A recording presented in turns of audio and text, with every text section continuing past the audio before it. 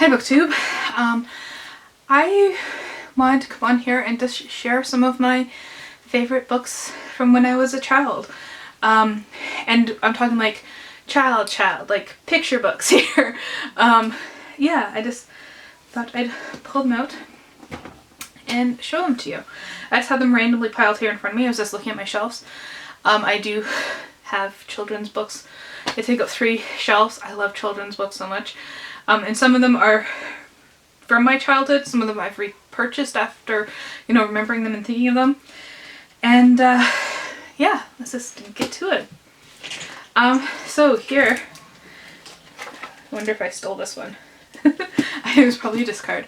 I have this copy of A Light in the Attic by Shel Silverstein, and I have 2 of his other books, and Rennie Babbitt and The Giving Tree as well by Shel Silverstein. And I've since gone on to discover his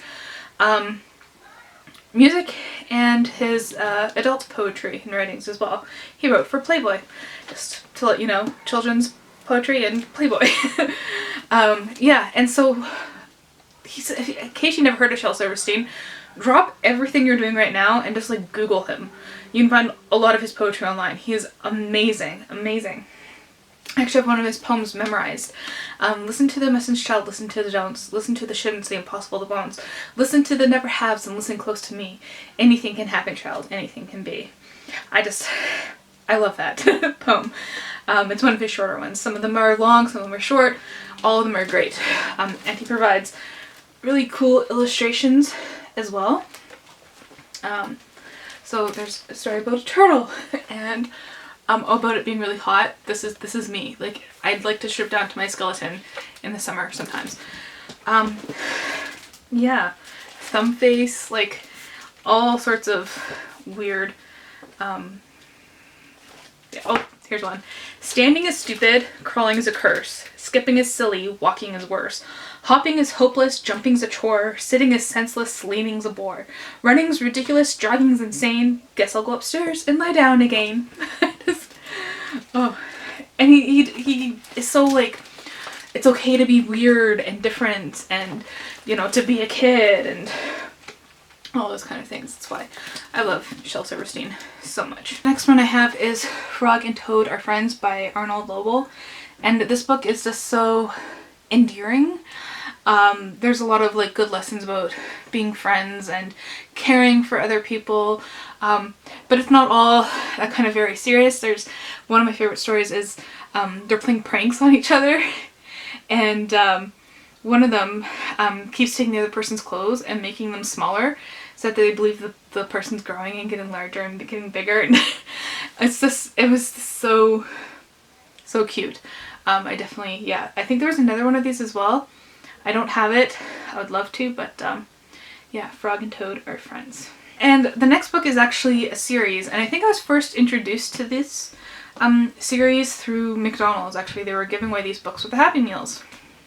And so those books looked like this, these little floppy paperbacks, and they're the Serendipity books. So this one's Featherfin. I just picked this up to show you kind of like this is what we got from McDonald's. But the most well-known is the Serendipity book.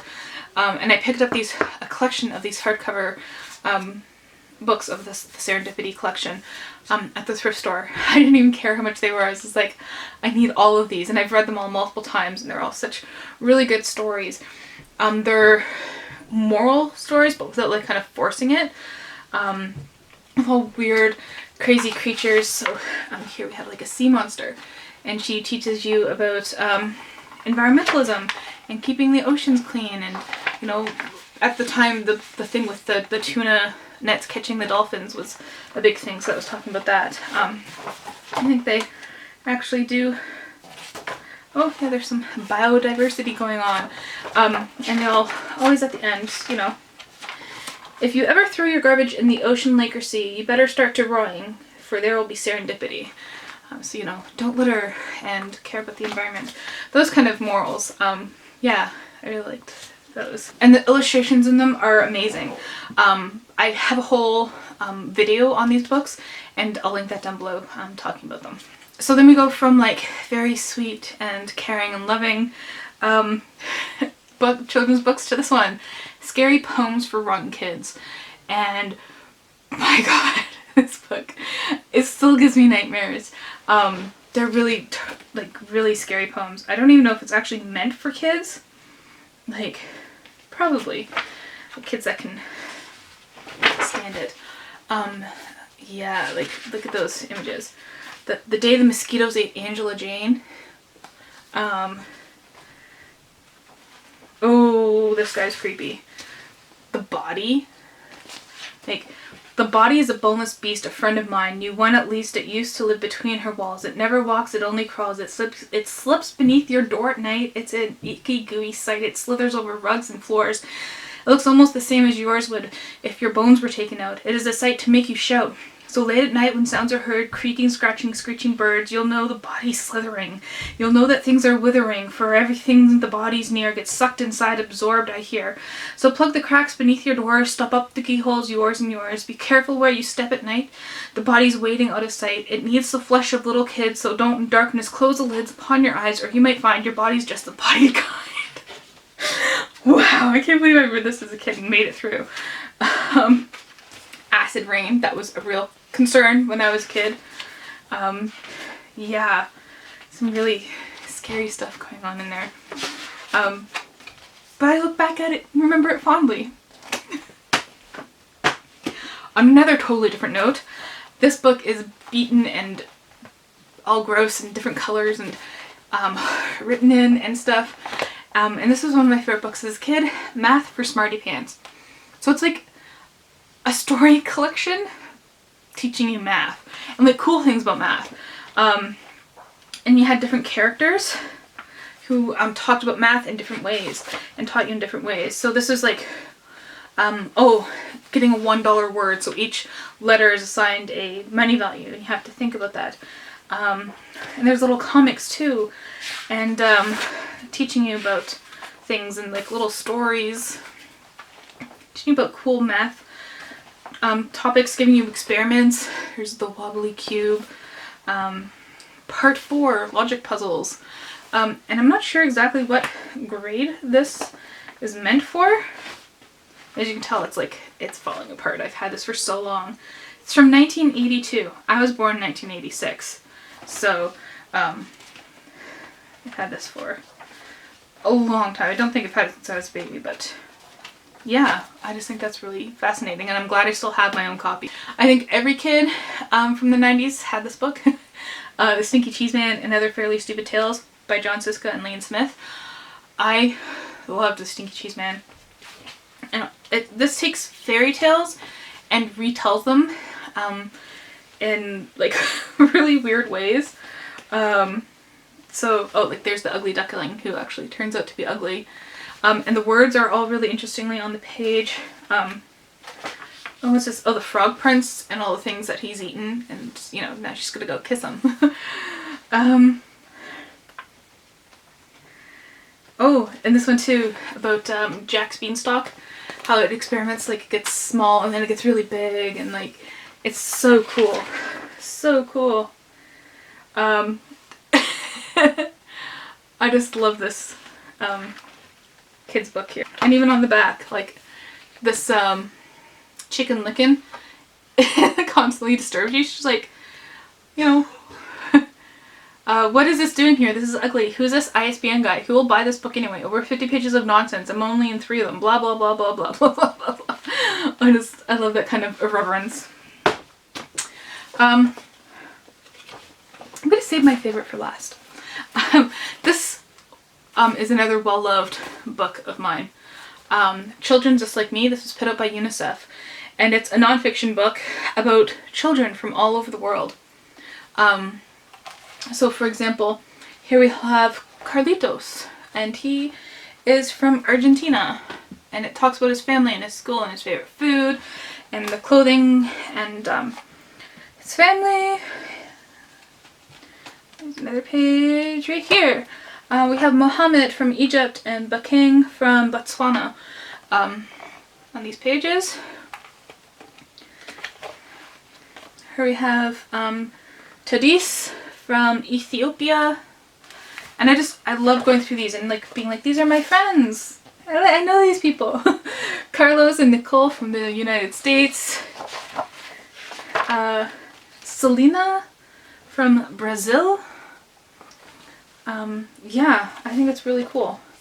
And then it's all over the world too. So we have T. Lien from Vietnam. I just like going through these and just like feeling like you know them because it gives you all like the information about them. So I thought that was really, really cool.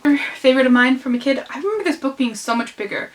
Like one of those big, huge books. And it might have been at one point, and this might be a replacement, but I can't actually remember. It might actually just be that this book is the size that it is.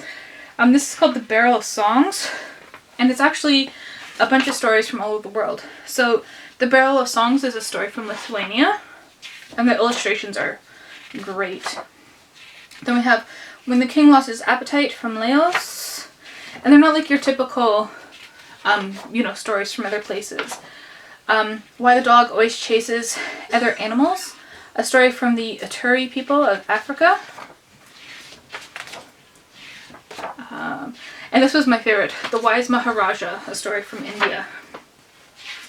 Yeah, I just like how the illustrations were just as much telling the story as the words were. So yeah. And then my favorite, all-time favorite book from when I was a kid. I actually asked for this for Christmas one year when I was an adult. I was like, Mom, I need this book back. I don't know what happened to our copy, but I need a copy of this book. And she found me a copy of this book. And it is Good Families Don't, by Robert Munsch. And Robert Munsch, if you don't know, I don't know if he's a Canadian author. And I don't know if he's popular outside of Canada, but he really should be because he's like the Canadian author for children's books. So this book is about farts, and this is what a fart looks like. Let me see if I can find another picture of him. Here he is, right there. And so there's this whole notion that good people don't fart. And then this fart gets released into this family home, and it just starts going crazy and eating everything, and it's like they're attacking the mother, and they have to call the cops on the fart. And then the fart attacks the cops. Yeah, it is such a funny story. You know, kind of like those nonsense stories that you need as a kid. Yeah. And then she realized at the end that like, good children do have farts. It's just, it's so funny. I can't help but laugh and love this book. So do you still have books from when you were a kid, like picture books and stuff? What kind of books did you enjoy reading? Anything stand out in your mind? Do you enjoy reading children's books now? And thank you for watching.